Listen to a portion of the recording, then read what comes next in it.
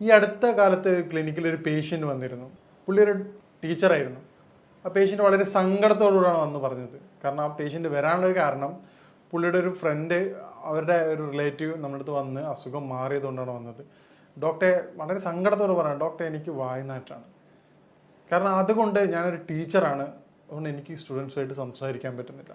Staff റൂമിൽ ഇരുന്ന് കാര്യങ്ങൾ സംസാരിക്കാൻ പേടിയാണ്, ഇല്ലെങ്കിൽ ആൾക്കാരായിട്ട് കമ്മ്യൂണിക്കേറ്റ് ചെയ്യാൻ വളരെ ബുദ്ധിമുട്ടാണ്. ഡോക്ടർ, ഞാൻ എല്ലാ മൗത്ത് വാഷും എല്ലാ സാധനങ്ങളും റെഗുലറായിട്ട് ഉപയോഗിക്കുന്നതാണ്, വളരെ കൃത്യമായിട്ട് ഹൈജീനിക്കായിട്ട് പോകുന്ന ഒരു വ്യക്തിയാണ്, യാതൊരുവിധ ദുശീലങ്ങളും ഇല്ലാത്തൊരു വ്യക്തിയാണ്. എന്നിട്ടും ബ്രഷ് ഡെയിലി ഞാൻ ഫുഡ് കഴിച്ചാലും, ഇപ്പം സ്കൂളിൽ പോലും ബ്രഷ് കൊണ്ടാണ് പോകാറുള്ളത്, എന്നിട്ട് പോലും എനിക്ക് വായ്നാറ്റം വരികയാണ്. എന്താണ് ഡോക്ടർ അതിൻ്റെ കാരണം?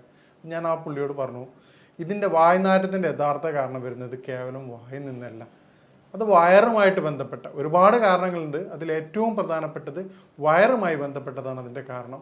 അപ്പോൾ ആ രൂപത്തിൽ വ്യക്തിയെ ട്രീറ്റ് ചെയ്യും, വളരെ എളുപ്പം തന്നെ പൂർണ്ണമായിട്ടും നമുക്ക് മാറ്റിയെടുക്കാൻ പറ്റും. ഞാൻ ഡോക്ടർ സയ്യിദ് മുഹസിൻ. ഇന്ന് നമ്മൾ സംസാരിക്കാൻ പോകുന്ന വിഷയം വായ്നാറ്റത്തിൻ്റെ കാരണം എന്താണ്, ഏത് തരത്തിൽ അത് നമുക്ക് പരിഹരിക്കാം, എന്തൊക്കെ രൂപത്തിൽ അത് വരാതിരിക്കാനുള്ള മുൻകരുതൽ എടുക്കാം എന്നാണ് സംസാരിക്കുന്നത്.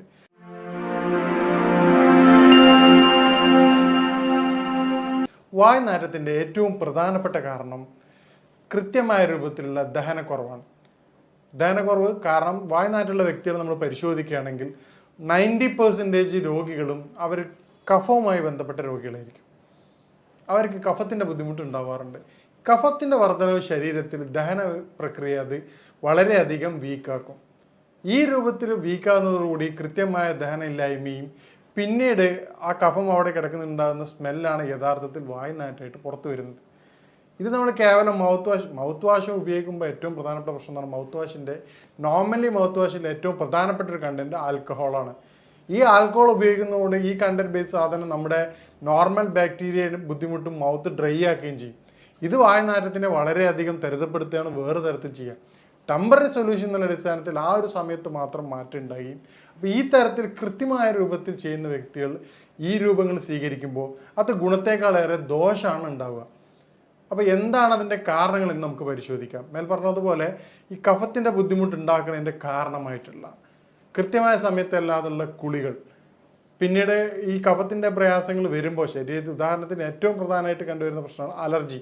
ഈ ബുദ്ധിമുട്ടുള്ള ആൾക്കാർക്ക് ഒരു 70 to 80% പേഷ്യൻസ് പറഞ്ഞാൽ ഡോക്ടർ എനിക്ക് തുമ്മലിൻ്റെ ബുദ്ധിമുട്ടുണ്ട്, അല്ലെങ്കിൽ എനിക്ക് മൂക്കൊലിപ്പിൻ്റെ പ്രയാസമുണ്ട്, തലവേദനയുണ്ട്, അസിഡിറ്റി പോലെ തന്നെ എനിക്ക് ഏറ്റവും പ്രധാനപ്പെട്ട ബുദ്ധിമുട്ടാണ് ഡോക്ടറെ വളരെയധികം കഫത്തിൻ്റെ, കാരണം തല കുനിക്കുന്ന സമയത്ത് തലക്കനം വരികയാണ്. അപ്പോൾ കഫത്തിൻ്റെ ബുദ്ധിമുട്ട് എന്തൊക്കെയാണ് ശരീരത്തിൽ കാണിക്കുന്നത് ആ എല്ലാവിധ ലക്ഷണങ്ങളും ആ വ്യക്തി പറയുകയാണ്. അപ്പോൾ ഈ കാര്യം നമ്മൾ പറയുമ്പോഴാണ് അവർ പറയുന്നത് ഡോക്ടർ ഇതെനിക്കുണ്ട്. അപ്പോൾ കഫം വരാതിരിക്കാൻ എന്തൊക്കെ ശ്രദ്ധിക്കുക എന്നുള്ളത് നോക്കുകയാണെങ്കിൽ നമുക്ക് വായ്നാറ്റം ഒരുവിധം വരെ നമുക്ക് പരിഹരിക്കാം. അതിനുള്ള മാർഗ്ഗങ്ങൾ നമ്മൾ അവസാനം വിശദമായിട്ട് വിശദീകരിക്കുന്നതാണ്. ഇനി മറ്റൊരു പ്രധാനപ്പെട്ട കാരണമാണ് കോൺസ്റ്റിപ്പേഷൻ. കൃത്യമായ ശോധനയില്ലായ്മ വായ്നാറ്റത്തിൻ്റെ മറ്റൊരു പ്രധാനപ്പെട്ട കാരണമാണ്.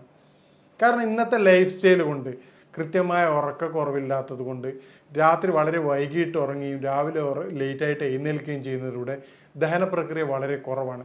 ഇതേ രൂപത്തിൽ തന്നെയാണ് ഹൈ കലോറി ഫുഡ്. നമ്മൾ കഴിക്കുന്ന ഭക്ഷണം, ഉദാഹരണത്തിന് നമുക്ക് ആവശ്യത്തിലധികമുള്ള കലോറി ഫുഡാണ് ഇന്ന് കഴിക്കുന്നത്. ജങ്ക് ഫുഡായിട്ടായാലും മറ്റെല്ലാ രൂപത്തിലേക്ക് കഴിഞ്ഞാൽ, ഇപ്പം ജങ്ക് ഫുഡ് മാത്രമല്ല, നമ്മൾ പൊതുവേ ഡോക്ടേഴ്സ് കുറ്റപ്പെടുന്ന കാര്യമാണ് ജങ്ക് ഫുഡ്. ജങ്ക് ഫുഡ് കുറ്റപ്പെടുത്തേണ്ട വേണം, യാതൊരു സംശയമില്ല. പക്ഷേ നമ്മൾ അറിയാതെ സൈഡിലൂടെ സംഭവിക്കുന്ന വേറൊരു കാര്യമുണ്ട്, അത് എണ്ണ പലഹാരങ്ങളാണ്. നമ്മൾ കഴിക്കുന്ന ഒരു സമൂസയൊക്കെ കഴിച്ചാൽ നോർമലി അതിൻ്റെ കലോറിക് വാല്യൂ എന്ന് പറഞ്ഞു കഴിഞ്ഞാൽ ഒരു 3 to 4 കിലോമീറ്റർ സഞ്ചരിക്കാനുള്ള എനർജി ഒരു സമൂസയിലൂടെ കിട്ടുന്നുണ്ട്. ഈ തരത്തിൽ നമ്മൾ ചായ കുടിക്കുന്ന സമയത്ത് 3-4 സമൂസ അല്ല 2-3 സമൂസ കഴിച്ച് ആ വ്യക്തി വരെ ബൈക്കിലാണ്, ആ തൊട്ടടുത്ത ഓഫീസ് പോയിട്ട് വീണ്ടും വെറുതെ ഇരിക്കുകയാണ്. പിന്നീട് കഴിക്കുന്ന ബർഗർ, അതുപോലെ ഓരോ ഫുഡ് കഴിക്കുന്നത് ഹൈ കലോറി ഫുഡാണ്. ഇത് നമ്മുടെ ബാലൻസിങ് ഇൻ ആൻഡ് ഔട്ടിൻ്റെ റേഷ്യോ യാതൊരുവിധ പൊരുത്തപ്പെടാത്ത രൂപത്തിലേക്ക് മാറുകയാണ്. ഇത് നമ്മുടെ ഫുഡ് സ്റ്റൈൽ മാറുന്നതോടുകൂടി കൃത്യമായ ഫിസിക്കൽ മൂവ്മെൻറ്റ്സ് ഇല്ലാത്ത അവസ്ഥ, നേരത്തെ പറഞ്ഞ പോലെ സഡൻഡറി ലൈഫ് സ്റ്റൈലിൻ്റെ കാരണമായിക്കൊണ്ട് വൈകി ഉറങ്ങി എഴുന്നേൽക്കുന്ന വ്യക്തി രാവിലെ കുളിച്ച് എഴുന്നേറ്റ് ഉടനെ ബൈക്കോ കാറോ എടുത്തിട്ട് ഓഫീസിലേക്ക് പോവാണ്. പിന്നീട് ഇതേപോലെയാണ് വൈകിട്ട് വരുന്നത്. കൃത്യമായ വ്യായാമത്തിന് സമയം അവർ കിട്ടാറില്ല. പിന്നെ ഓഫീസ് ഡോർ ടു ഡോറാണ്. ഫിസിക്കൽ മൂവ്മെൻറ്റ്സ് വളരെ കുറവാണ്. ഉദാഹരണത്തിന് പണ്ടൊക്കെ ട്രെയിനിൽ പോകുന്ന വ്യക്തികളാണെങ്കിൽ കുഴപ്പമില്ല, സ്റ്റേഷനിൽ നടക്കുന്ന ബുദ്ധിമുട്ടുണ്ടായിരുന്നു, നടക്കാനുള്ളൊരു ടൈം പോലും നമുക്ക് ഫിസിക്കൽ ആക്ടിവിറ്റീസ് കിട്ടാറുണ്ട്. ഇന്ന് സ്റ്റേഷനിലായാലും എല്ലാം നമുക്ക് ബൈക്ക് അല്ലെങ്കിൽ ഡോർ ടു ഡോറാണ്, കാറോ ബൈക്കോ കാര്യങ്ങളാണ് 90% പീപ്പിൾസ് ഉപയോഗിക്കുന്നത്. ഇത്തരത്തിൽ ഫിസിക്കൽ മൂവ്മെൻറ്റ്സ് കുറയുമ്പോൾ ശരീരത്തിൽ കോൺസ്റ്റിപ്പേഷൻ വന്ന് കണ്ടുവരാറുണ്ട്. ഇത് വായുനാറ്റത്തിൻ്റെ പ്രധാനപ്പെട്ട ഒരു വില്ലനാണ്. അപ്പം നിങ്ങൾക്ക് ഈ കോൺസ്റ്റിപ്പേഷൻ കൊണ്ടാണ് വായുനാറ്റം വരുന്നത്, വായുനാറ്റമുള്ള വ്യക്തികൾ കോൺസ്റ്റിപ്പേഷൻ അടിയന്തരമായിട്ട് ക്ലിയർ ചെയ്യേണ്ടതാണ്. അപ്പോൾ കോൺസ്റ്റിപ്പേഷൻ ക്ലിയർ ചെയ്യേണ്ട കാര്യം നമ്മൾ അവസാനം വിശദമായിട്ട് സംസാരിക്കുന്നുണ്ട്. പിന്നീട് ഉണ്ടാവുന്ന ഏറ്റവും പ്രധാനപ്പെട്ട ഒരു കാര്യമാണ് DNS, ഡീവിയേറ്റഡ് നാസൽ സിസ്റ്റം. മൂക്ക് വളഞ്ഞിട്ടുള്ള പേഷ്യൻസിന് വായുനാറ്റം കണ്ടുവരാറുണ്ട്. തുടർച്ചയായിട്ടുള്ള സൈനസൈറ്റിസ്, നേരത്തെ പറഞ്ഞ കഫത്തിൻ്റെ ബുദ്ധിമുട്ടുണ്ടാവുന്ന സൈനസൈറ്റിസ് ഉള്ള ബുദ്ധിമുട്ടുള്ള സൈനസ് ഇൻഫ്ലമേഷൻ ഉള്ള പേഷ്യൻസിന് ഈ പറഞ്ഞ വായുനാറ്റം വളരെ കോമൺ ആയിട്ട് കണ്ടുവരാറുണ്ട്. ഈ പറയുന്ന കാരണങ്ങളുള്ള വ്യക്തികൾ അതാത് കാരണങ്ങൾ ക്ലിയർ ചെയ്യാത്തിടത്തോളം കാലം നിങ്ങളെ ഈ അസുഖം നമുക്ക് പൂർണ്ണമായിട്ടും മാറ്റിയെടുക്കാൻ പറ്റാറില്ല.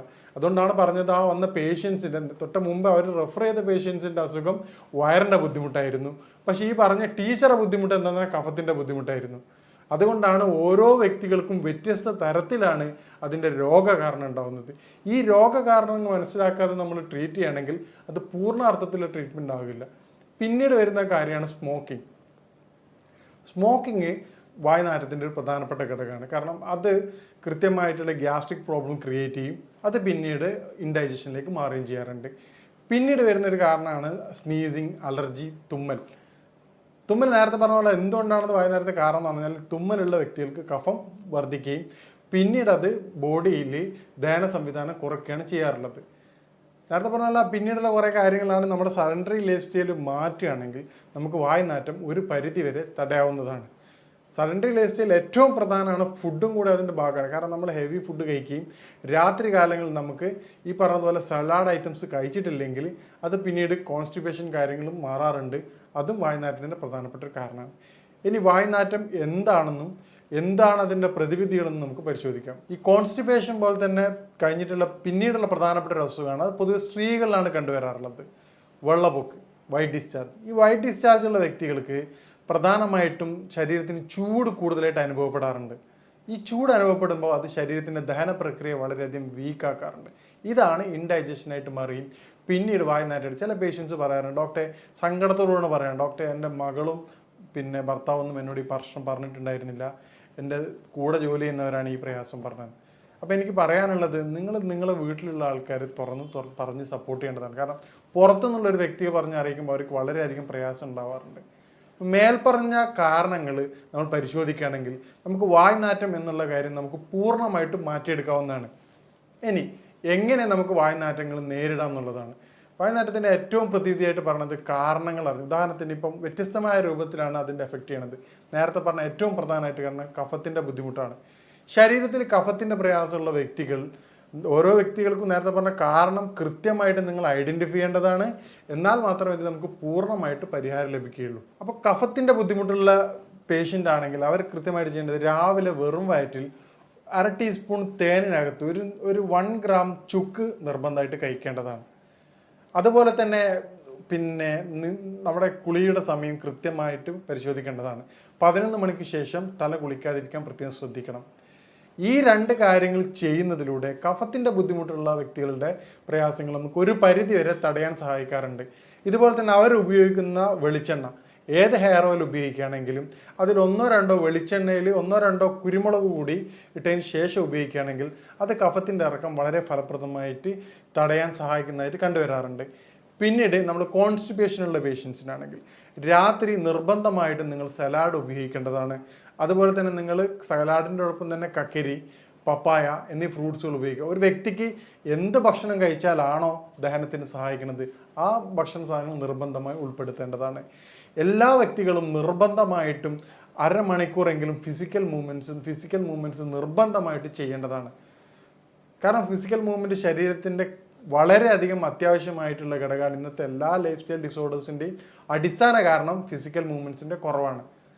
പിന്നീട് നമുക്ക് ചെയ്യാൻ പറ്റുന്ന കാര്യമാണ് നേരത്തെ പറഞ്ഞ പോലെ വൈറ്റ് ഡിസ്ചാർജ് ഉള്ള സ്ത്രീകളിൽ, വയറിന് ബുദ്ധിമുട്ടുള്ള സ്ത്രീകളിൽ നമുക്ക് ചെയ്യാൻ പറ്റുന്ന കാര്യമാണ് തേൻ നെല്ലിക്ക. വയറിൽ ചൂട് കുറച്ച് തണുപ്പാക്കി മരുന്ന്, തൈര് ധാരാളം ഉപയോഗിക്കാവുന്നതാണ്. അതുപോലെ തന്നെ ജീരകത്തിൻ്റെ വെള്ളം. ഉച്ചയ്ക്ക് ഭക്ഷണം കൊണ്ടുപോകുന്നൊപ്പം തന്നെ ജീരകത്തിൻ്റെ വെള്ളം കൊണ്ടുപോവുകയാണെങ്കിൽ അത് ഡൈജഷൻ വളരെ സുഗമമാക്കുകയും അത് വായ്നാറ്റത്തെ കുറച്ച് കണ്ടുവരാറുണ്ട്. ഇതുപോലെ നമുക്ക് സിമ്പിളായിട്ട് നാച്ചുറൽ മൗത്ത് വാഷായിട്ട് ഉപയോഗിക്കാൻ പറ്റുന്ന സാധനമാണ് പിന്നെ ഇലാച്ചി. ഏലക്കായ 1-2 എടുത്തിട്ട് പ്രത്യേകം ശ്രദ്ധിക്കുക, പെപ്റ്റിസൈഡ് ഉപയോഗിച്ചതാണ് മാർക്കറ്റിൽ അവൈലബിൾ. അതുകൊണ്ട് അതിൻ്റെ പുറം ഭാഗം ഒഴിവാക്കിക്കൊണ്ട് കുരുക്കൾ മാത്രം ചവച്ചരക്കുന്നത് വളരെയധികം ഫലപ്രദമായിട്ട് കണ്ടുവരാറുണ്ട്. പണ്ട് കാലങ്ങളിൽ ആൾക്കാർ ഇരട്ടി മധുരം, ഒരു ചെറിയൊരു കഷ്ണം ഇരട്ടി മധുരം എടുത്തിട്ട് ഒരു ചെറിയൊരു പീസ് എടുത്ത് ഇടയ്ക്ക് വായിൽ വെച്ച് ചവക്കുന്നത് കഫത്തിൻ്റെ ബുദ്ധിമുട്ട് കുറയ്ക്കാൻ വളരെയധികം സഹായിക്കാറുണ്ട്. ഈ തരത്തിലൂടെ കൺട്രോൾ ചെയ്യുകയാണെങ്കിൽ നമുക്ക് വായ്നാറ്റം എന്നുള്ളത് വളരെ എളുപ്പം തന്നെ പൂർണ്ണമായിട്ട് മാറ്റിയെടുക്കാവുന്നതാണ്. ഇനി വായ്നാറ്റം നേരത്തെ പറഞ്ഞതുപോലെ നമ്മുടെ പേഷ്യൻസിന് മാറുന്നതിൻ്റെ കാരണം അവരുടെ യഥാർത്ഥ കാരണം കണ്ടെത്തുന്നതിലൂടെയാണ്. മേൽപ്പറഞ്ഞ കാരണങ്ങളിലൂടെ നമുക്ക് വായ്നാറ്റത്തിൻ്റെ കാരണം മനസ്സിലാക്കിക്കൊണ്ടാണ് നമ്മുടെ ക്ലിനിക്കുകളിൽ രോഗികളെ പരിശോധിച്ച് കൃത്യമായ ചികിത്സ കൊടുക്കുന്നത്. ഇതിലൂടെയാണ് നമുക്ക് പൂർണ്ണമായിട്ട് അത് മാറ്റം കൊടുക്കാമെന്ന്. അപ്പം നിങ്ങൾക്കും നിങ്ങളുടെ കാരണം കണ്ടെത്തിക്കൊണ്ട് പൂർണ്ണമായിട്ടും അതിൻ്റെ പരിഹാരം നേടുകയാണെങ്കിൽ നിങ്ങൾക്കും വായ്നാറ്റം പൂർണ്ണമായിട്ട് മാറ്റാവുന്നതാണ്. ഞാൻ പറഞ്ഞതുപോലെ എന്താണ് നിങ്ങളുടെ വായ്നാറ്റത്തിൻ്റെ കാരണം എന്നുള്ളത് നിങ്ങൾ കൃത്യമായിട്ട് മനസ്സിലാക്കുക. ഈ രൂപത്തിൽ മനസ്സിലാക്കിയിട്ട് അതിൻ്റെ പ്രതിവിധി തേടുകയാണെങ്കിൽ നിങ്ങളുടെ വായ്നാറ്റം നിങ്ങൾക്ക് പൂർണ്ണമായിട്ടും മാറ്റാവുന്നതാണ്. ഇനി ഇതുമായിട്ട് ബന്ധപ്പെട്ട സംശയങ്ങളും കാര്യങ്ങളും നിങ്ങൾക്ക് ബന്ധപ്പെടാവുന്നതാണ്. ഇനി മറ്റൊരു വിഷയമായിട്ട് കാണാം. നന്ദി.